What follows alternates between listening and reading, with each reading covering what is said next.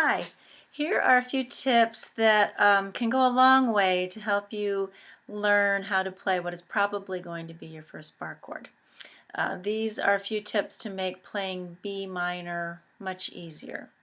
Most people find bar chords to be kind of a big hurdle at first, but there's a few things you can do to make it a lot easier. And the reason I chose B minor is because that seems to be the one that you can only get just so far without playing B minor. You can avoid a lot of your other bar chords for quite a while, but pretty early on you find that you're going to want to play B minor, and you're going to want to play something more than just these four strings. You may have seen B minor written this way, but without the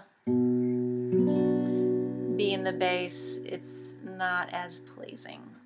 So it doesn't have to be as hard as you think. The first thing I'm going to do is to use classical position. Under my left foot, I have a little stack of books, and you can get a proper guitar stand, foot stand if you want, but you don't need to. Books work pretty good.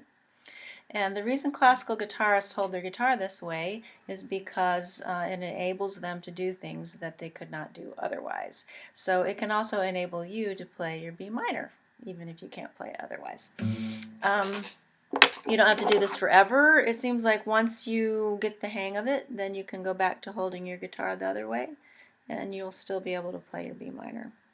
I'm also going to suggest putting a capo on the 5th fret or somewhere in that neighborhood. Of course, this is no longer actually technically truly a B minor up here, but it's the same shape. And what you're going to do is go ahead and make your B minor shape. The third tip I'm going to give you, this tip you're going to keep and use it with lots of chords and in lots of other situations. Rather than try to make this bar really straight and flat, you're going, notice how my elbow's out a little bit? I'm going to bring my elbow in, turn to the side of my finger. This finger is actually going to be a little bit curved too. These fingers are squeezing on the second, third, and fourth strings, and so this finger doesn't have to squeeze the second, third, and fourth string. This finger only has to squeeze the first string and the 5th string.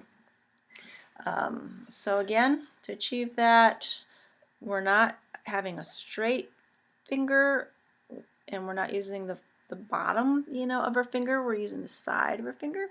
So you're going to turn your finger a little bit. So you're using the side of your finger. You're only worried about squeezing the first string and the 5th string. These strings are also turned slightly rather than being exactly 90-degree angles like this. Notice how my elbow's a little bit out when I'm trying to make them 90-degree angles. Bring my elbow in, turn them a little bit to the side.